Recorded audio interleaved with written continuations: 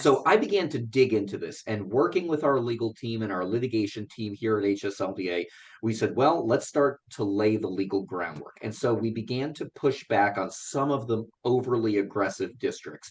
Numerous families received the certified letters signed by the superintendents.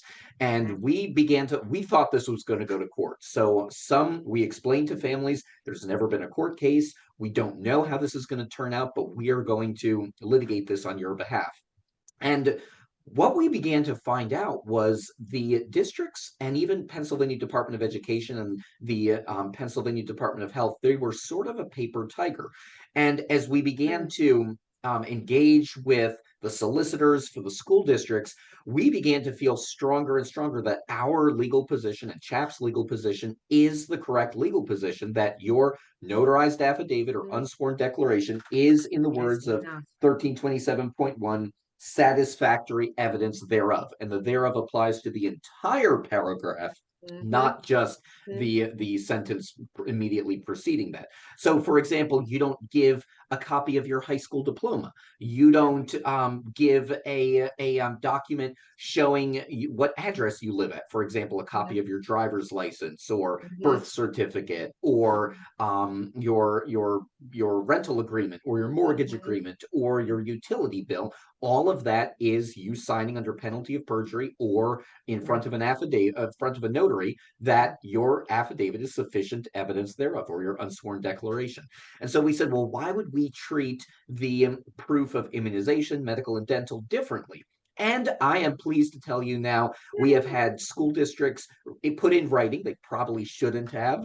As an attorney, I was shocked when I saw this, but I was happy. They put in writing that we, quote, we agree with HSLDA that your notarized affidavit or unsworn declaration is sufficient evidence thereof.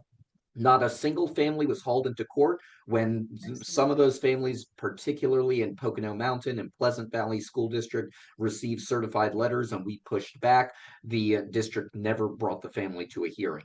And so with that, and then coupled with recently it came to our attention that a central Pennsylvania school district mishandled student medical records. They had actually sent the wrong families immunization records to another homeschool family. That was kind of the last straw. So we are now telling families, do not give your medical records. We don't even recommend give a copy of a note from your pediatrician, although that's certainly an option.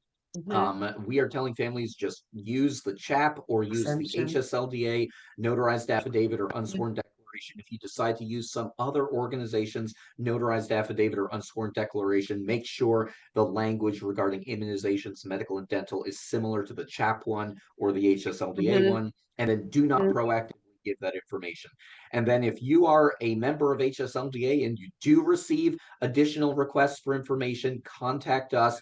Basically, the Cliff Notes is we say ignore anything other than a certified letter signed by the superintendent. And if you do receive that, we'll go to battle on your behalf. But we have completely changed our guidance. Of course, families are free to provide the immunization information or medical and dental if they wish. I would recommend, because of how districts have mishandled this and how HIPAA and FERPA do not apply to these sort of records, I would recommend don't give your actual immunization records. If you want to give them more information, just get a note from your pediatrician, a note from your dentist, a note from your doctor. But our recommendation is don't give them anything. Give them the notarized affidavit, unsworn declaration. That is sufficient. Okay, so that's interesting because that is what I had done shows before about overreach, which is when the school asks for more than what they are allowed to, and overcompliance, which is when a homeschooler offers freely more than what the law says. So you're saying now at this point, offering anything other than your affidavit and unsworn declaration is kind of like an over, it's over supplying you don't need to supply those things anymore. It's over, I just lost the word. Oh my word, my brain just over complying. Over compliance. Yeah. So that is actually, so here's the thing though, just to clear things, because there have been a number of people who have used our immunization exemption form. So do you think that is no longer necessary? Just use the affidavit and the unsworn declaration. So like we used to, like with the immunizations being a separate thing, we used to say, okay, attach the immunization exemption that you signed that. I'm exempt from that, the religious philosophical exemption, and file that with your paperwork. For me, I've only done it once when my kids entered into homeschooling, and that was the only time. Some school districts want to see stuff like that every single year. So what do you think with that? Do you think that is not, you can just stick with the unsworn declaration or the affidavit and that's it? So, Ginger, that's a great question. And you will remember, and I know the CHAP unsworn declaration affidavit says the same as the HSLDA one. It says, I say under penalty of perjury that my children have the immunizations or have a religious exemption. So our position is that is sufficient. Now, we still do have a religious exemption form on our webpage. I know there are some families, we respect homeschool families. Some families are like, you know what? I respect HSLDA's position is on that, but I'm still going to attach my religious exemption. And that is fine. As I tell my kids, it's a free country. If you do decide to send in a religious exemption, though, it is a one-time filing. So you did it absolutely correct, Ginger. Send it at the beginning of your homeschool program. If a district comes back and says, actually, we need it every year, let us know. We will write a letter on your behalf. This is so clear that it's a one-time filing that even Pennsylvania Department of Education says on their webpage, the religious exemption is a one-time filing. So my opinion is that, and we defend families on this, is that you don't even need to give them your religious exemption. Your affidavit or unsworn declaration, if they include that. And that's why I say use the CHAP one or use the HSLDA one. I've not seen all the other ones, and a few organizations that I've seen, they don't have that. So you would need to attach a religious exemption. But if you use the HSLDA or the CHAP affidavit unsworn declaration, you're covered. If you want to include a religious exemption, then that's fine. Just as a one-time religious exemption. They don't get to be like, oh, have your religious beliefs changed annually with the passing of the calendar? That's silly. Even Pennsylvania Department of Education agrees with us on that. And we have sent numerous letters to school districts where they're saying, no, this is an annual filing. And I'm like, no. Be happy they even gave it to you at all. I don't think they need to, but they did last year, and they don't need to do it again. Okay, well, that's excellent. So that clears the air even a little bit more. So we will talk about that again at the convention, because Will always touches on that. And some of us, we have a separate time on Thursday that we talk about it too. So you will be hearing that information again. But that is a load off. How about it, everybody? And I will talk about this in all of the meetings. This, of course, is the biggest subject that we get here at HSLDA from our HSLDA members.